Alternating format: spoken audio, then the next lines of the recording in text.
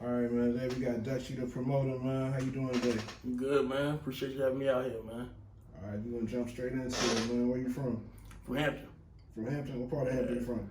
Buckrow, Phoebus area, right there on that little border. Okay, so how was it growing up out there?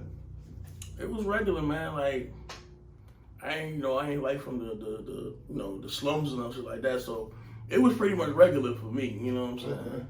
You played sports or something? Like what you was doing growing up? What you was into? Played a little football coming up. It was about middle school. Then I got lazy.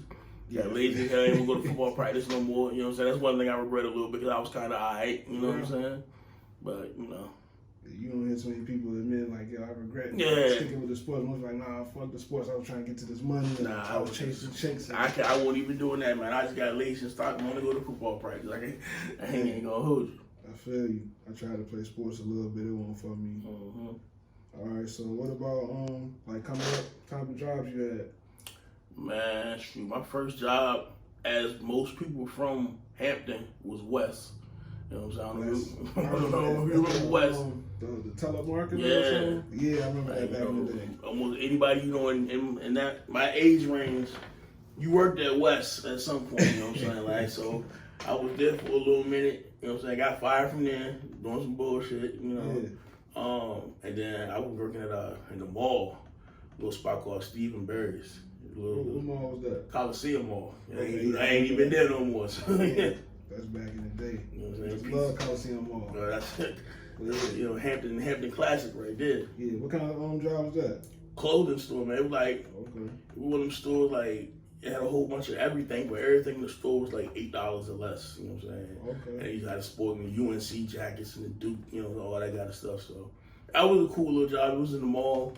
Yeah. You in high school, so you can't beat a mall job in high school. So.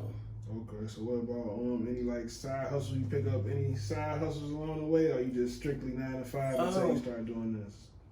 Little regular stuff, cutting grass and little regular nothing that was making a little real bread. You know what I'm saying? Yeah. Like, so. But sometimes it helps just picking up a job and you got a little side hustle. Mm-hmm. You know what I'm saying? So, all right. So how'd you get into promoting? I always had when the social media came out, like niggas had followers on Facebook and Twitter back then. So my cousin, Big Chris, do security or whatever. Chris was having a birthday party at Entourage. He hit me like, cousin, you got a lot of followers and stuff on the social media. Help me promote my birthday party. That's Big Cuz. I'm like, all right, let's get it. You know what I'm saying? So I'm doing my thing with the Entourage. And back then Entourage was the shit. Like you know what I'm saying? Like top tier of the clubs around here. So that joint ended up going good, and Terry came to Chris was like, yo, why don't y'all just do every Friday here? Well, I ain't shit. You know what I'm saying? I was like 20, 21. I was 21 at the time. I ain't really got no bread, so I'm about to make some bread. Going to Entourage every Friday, let's do it, Yeah. So then that joint, it kind of took off from there. Okay, so basically you just came up on this on accident. I came up on a situation, like I said, cuz hit me for his birthday. Yeah. And it went good, so they let us get the Friday over there, and we just took off from there. Okay, so that's what's up. So basically, you're just a popular dude. Yeah, I was one of them back in the day.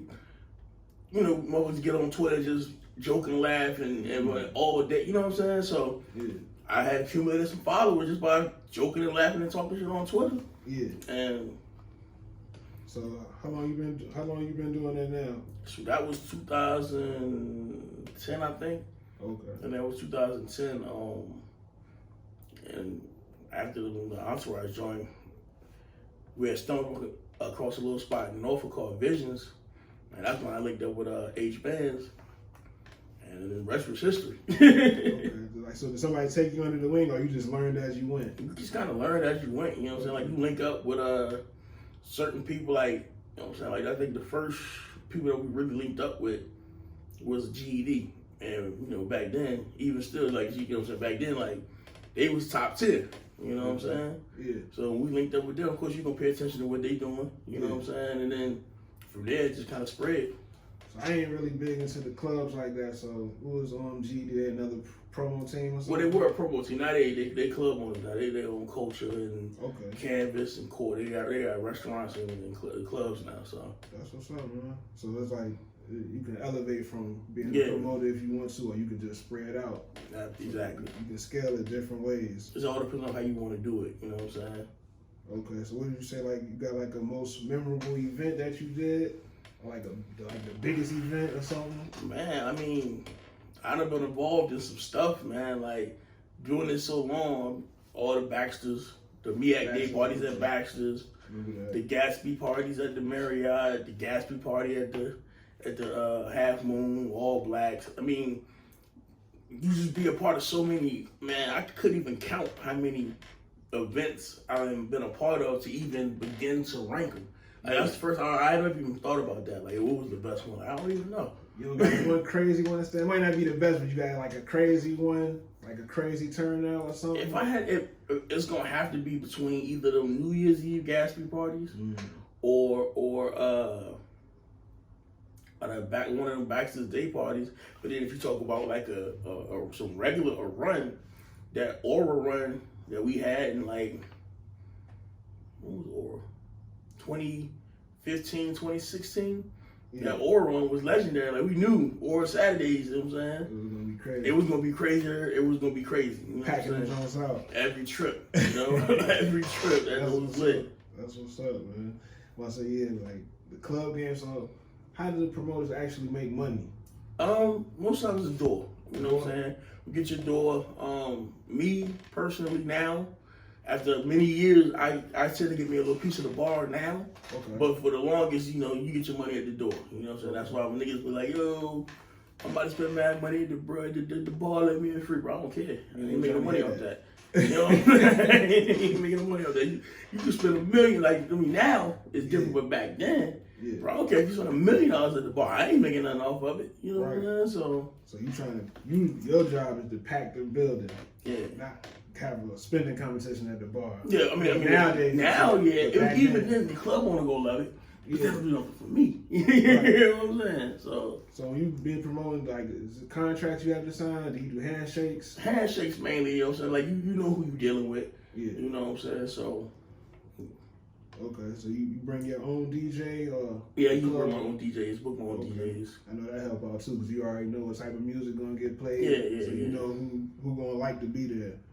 So yeah, when you put a situation together, you pretty much bring everything. You know what I'm saying? Like, even at some spots, you know, they got they stuff set up. But like, if I go get like some of these little restaurants I be doing sometime, like you got to bring the whole logistics from the security. Half the time, sometimes I got to bring bartenders and waitresses. You know what I'm saying? Because some places just not set up for what we meant to do. Right. You know what I'm saying? So you got to get them together. I would never know that. You know what I'm saying? So like, you deal with celebrities too? If somebody, that's not really my thing. Yeah.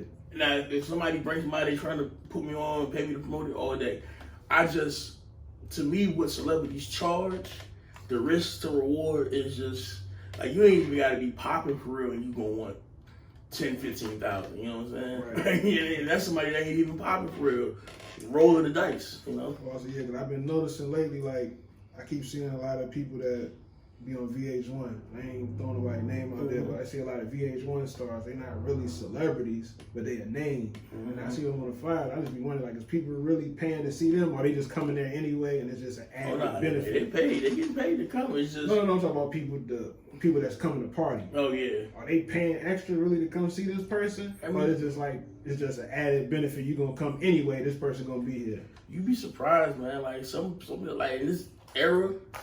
People look up to these reality and Instagram people, like they got real life fans. So okay, so they do be bringing extra heads. Yeah, they do. You know what I'm saying? Yeah. So what's some of the pros and cons to the business? I mean the pros is you outside and you partying and you making money. Yeah. And when it's good, it's good. When it's bad, it's bad. You know what I'm saying? I'm a little older now, so sometimes I just don't feel like going, but you know what I'm saying? I gotta go, you know what I'm saying? Like, you're like, damn, I feel like going out there tonight. So when you promo the party, you actually have to be there? Most cases. Now, sometimes I don't go. Like, I got certain situations set up to where it can survive without me. Yeah. You know what I'm saying? Okay. But 8 times out of 10, I'm pretty sure you want to be there so you can get that door money, though. I want to be there. I know people get sticky fingers. Oh, he not here? What? They slide the money. Exactly. Okay. They not counting all the heads that come through. Mm-hmm. All right, what about, you always hear like the term janky promoter. I know that's mostly dealing with like, celebrities not getting a back end, but like what type of people do you deal with being in the club industry? I mean, you deal with you deal with cheap owners. Mm-hmm. You know what I'm saying? Like that, you know what kind of money that you're making them. Yeah. And then when you get there, they still like got everything together like it's supposed to be. Like, yo, I know you get into the paper, like you just ain't trying to spend it. Like, what we doing here? Like, why we ain't got this? What you know what I'm saying? I'm not gonna pay for it. It's not my club. But why we ain't got? You know what I'm saying? So you deal with that. Then, like you said, you might partner up with somebody who ain't right. You know what I'm saying? Mm-hmm. They're trying to finesse some bread all types of ways on the back end. Yeah. Trying to sell shit that's supposed to be free. And oh man, it do it like that. And then you got some janky ones that they say it's free, then they get there and it ain't. You know what I'm saying? Promise people one thing, get there and it's different. But I try to stay away from that, man, because, as a promoter, you only gonna be as good as the people that rock with you. You know what I'm saying? If people don't rock with you, you ain't worth a damn as a promoter. Yeah. So you get a bad name, like, oh, every time he come, he bring a fighting crowd, or somebody will get in a shootout, or you know what I'm saying? Like, especially in this area, like I'm pretty sure you get that on your name, you about dead. Yeah. But that's one thing you don't want for real. Yeah. So is it like promoting? Can you just be like a good promoter, or does your popularity like play a part in it? I mean, you can be as good a promoter as you want to be, but if people don't fuck with you, people don't fuck with you. You know what I'm saying? So you can't be a nobody out here trying to promote parties. Not really. I mean, you can. It's gonna be a little harder for you, but I'm pretty sure there's some methods you can take to make it work. Because I see it happen every day. Okay. I know a couple people that's in the game that ain't really like that, but they get it done. So, Well, let me go back for a minute. I forgot to ask you, how was it when COVID hit? Oh, that joint was stressful. It was stressful. Like, what did you think? Like, what was going through your head? Like, well, it was like, yo, everything shut down. Like, especially the clubs and restaurants. Like, at first, when it first happened, it was only like we all thought COVID was gonna be a month and we would be good. You know what I'm saying? So 3 weeks. So when it first happened, a couple weeks, we were like, all right, well, yeah, a couple dollars. We should be all right. But then shit won't open back up. You know what I'm saying? Luckily, I think he was able to finesse. I ain't gonna say finesse because the unemployment wave. Oh, you know what I'm saying? So that really came through in the clutch when the money started coming in double when everybody started getting them checks on. Yeah. Everybody was popping bottles. Well, it was spending money. People spending money that they never seen before. You had people buying sections who never bought sections before. Yeah. So how much a section usually cost? Like, I know it depends on the yeah, but I mean, right, and on this side of the water, you gotta price it for your market. So this side of the water, anywhere between $250, $350, $400. You know what I'm saying? Yeah. You go across the water, it might be $500, $600, $700. Because when it comes to clubs and parties, it's a different level of money that gets spent on the peninsula than they get spent on the south side. Okay, yeah, I feel like the better clubs, like this name wise, is gonna be on the other side. That's where the money is. Yeah, absolutely. Also, because the only big club we got out here is the Alley, and I know they got like a certain type of crowd. They got different days and all that. So how that work? Like when you get your day, like you try to go for a certain day of the week that you like more than others. I know the weekends people party day, but I know Wednesdays, Thursdays is good too. Yeah, well, Wednesday on this side, you know what I'm saying? That's gonna be the Alley. You know what I'm saying? You kind of, I mean, you can do a little something because at the end of the day, everybody got their preference of where they want to go. Yeah. And you got some people that's going to the Alley, hardcore, live by it, die by it. Yeah. And then you got people that's just not gonna set a foot in that motherfucker. Yeah. You know what I'm saying? So you might try something small on a Wednesday, but I mean, it ain't recommended. You know what I'm saying? Like, right. So, and then Monday I always do my day. I've been doing Mondays coming up on like 8 years now. Okay. So Monday, that's my, you know what I'm saying? And that's my night, Monday. Then we picked up the Thursday we do, and the Thursday is big right now. What you got on Thursdays right now? The Mill One Uptown. Yeah, that's gonna be packed. Yeah, that's big right now. That's a lot. Like the people really feeling Mill One on Thursdays. Okay. So that's what's up. So like you ain't gotta talk numbers, but what type of money can a promoter make, like figure wise, like in this area? It depends on who you are and how you do it. You know what I'm saying? Like, but 6 figures ain't out of the question. No, for a club promoter. Nah, not at all. Okay. Not at all. I said that's good to know. Some people want to get into it. So like, how would you tell like an up and coming dude, maybe just out of high school, he might be known for the house parties? How would he get his foot into the door, being a club promoter nowadays with social media and everything? Well, like I said, the first thing is first. You know what I'm saying? Make sure as coming up, you get everybody you can social media. Yeah. You know what I'm saying? You want to keep that social media following there. Like you said, if you're already doing the house parties, you halfway there. You know, so you can take a couple different routes. You can either jump out there on your own. Okay. Try and go to a couple venues, like, look, I can do this, I can do that. I'm trying to use your venue, or you can try and link up with somebody like me. Yeah. You know what I'm saying? Or any promoter, they be like, yo, I'm trying to get down. And would you tell them to reach out to a promoter to try to link up, or reach out to an owner, a club owner? Well, it's different. See, back when I was coming in the game, like, you couldn't just talk to a club owner like that and get a night, you know what I'm saying? Yeah. These days, man, these new club owners, they give a night to anybody. Like, I be seeing these promotions, like, oh, fuck you tonight, you know what I'm saying? But he ain't paid his dues yet. yeah, you know, so I mean, if you had access to a club and you think you can do it, Yeah. you know what I'm saying? Because it's a little difference between a house party and charging $5-10, you know what I'm saying? Yeah. Then, you know, stepping in with a real night and having to, you know, worry about, okay, I gotta pay, okay, my security $600, DJ $300, you know, so you might have a camera person, door girls, you know what I'm saying? Like, that shit started to add it up. So that little $400-500 you was paying at your house party, you owe money with that if you take it to the club, you know what I'm saying? So right. That's crazy. Well, so you feel like you need a team of people? you Or do like a solo game. depends on who you are, man. And like so, like some things you can do dolo. Some things you're gonna need a team for. Like if it's a venue that ain't really like nothing special about it. You know what I'm saying? Just a venue. Something simple. You need some people in there, but eventually people gonna come to you and be like, oh, alright, I might fuck with this every once in a while, but this ain't like some shit I gotta be at. So you might need a team for that because you need to continuously circulate people through that. Yeah. Now if you got a spot that's just like one of them coming in like, yo, oh yeah, this is it right here, this is my new spot. You might have to muscle that by yourself because people wanna be there anyway. Right. So And people gonna come. yeah. Versus you trying to get people to come to this spot. Like you said, the alley got a Wednesday, you trying to pull people from there. Mhm. That's their regular. You trying to pull people from there to go here. It's gonna be more of a struggle. Facts. So you can do it either way, like you said, team, no team. It all depends on how strong you think you are, you know what I'm Yeah. saying? And, you know, what kind of support you get. You know what I'm saying? 'Cause with the promotion, it's support. Like, if you got people that rock with you, every time you put out a flyer, they all gonna put your flyer out. That's your team, even though you don't really got a team, that's your team. Like you said, it all come back to people fucking with you. Like, Yeah. fucking with you like that. Yo, You you're good. fucking Like, with they might you. say, oh, damn, Dutch got a party. Let me reshare his flyer. Yeah. All that shit matters. Okay. So what about getting out of the promoting game? Like, you got any future goals you trying to do? So like people ask me all the time, like, yo, why you don't get your own spot? I really don't want the overhead of that, you know what I'm saying?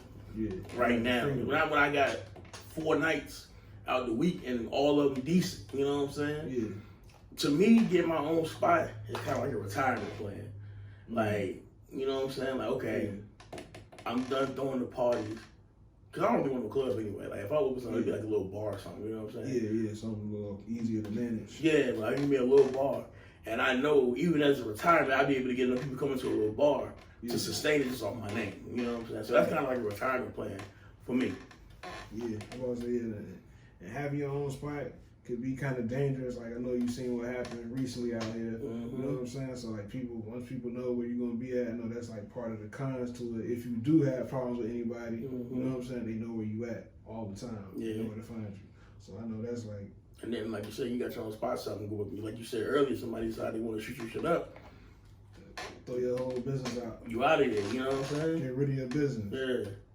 Then, you know, like, one of my other little hustles, you know, I mess with I'm like a marketing ambassador with one of the car dealerships. Oh, yeah? In Hampton. So, I'm going to shout out my man Bob, Dutchie and Bob sell cars. What you mean, like, you a marketing ambassador? Like, break that down. So, say you trying to, you trying to buy a car. Yeah. You would get with me like, yo, I heard you fuck with the cars, bro. I'm car shopping. Yeah. I would link you with them. If you buy a car, they cut me a check. Okay. So I just got to bring your name up, basically. Yeah, like you hit me and I hit you. I like, yo, Bob, my man, trying to get with you. Yeah. They go his info, boom. He put it in the system like, yo, this is a lead from Dutch, and you actually buy the car, they cut me a check. Oh, that's crazy.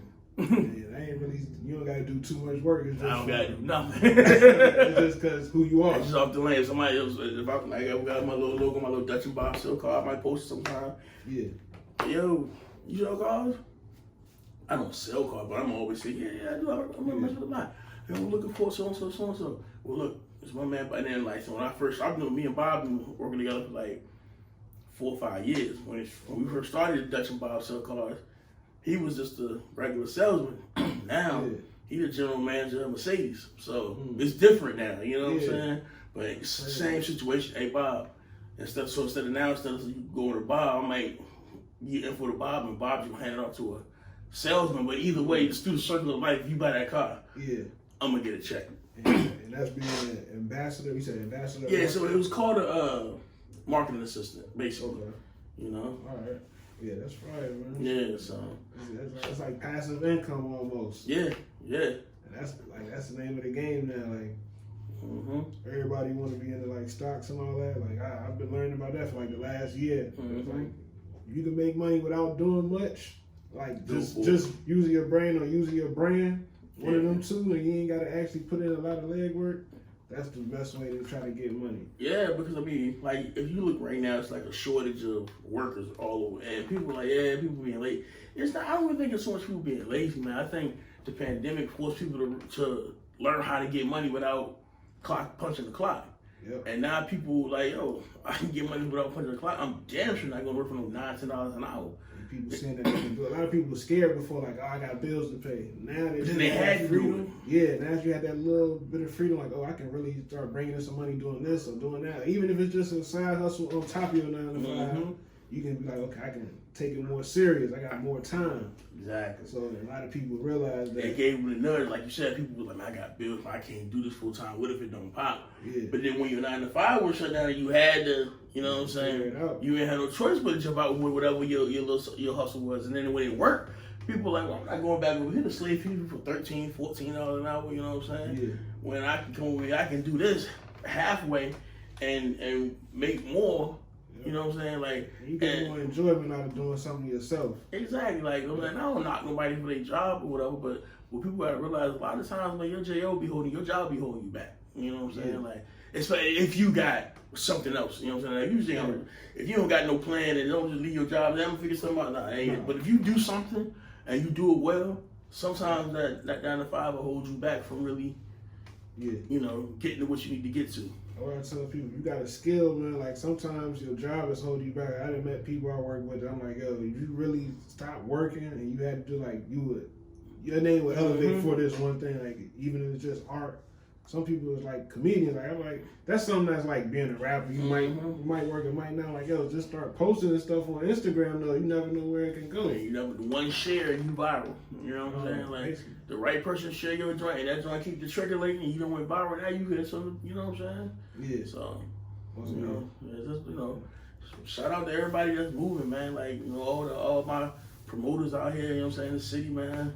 From this side of that, Creative Nation, GD.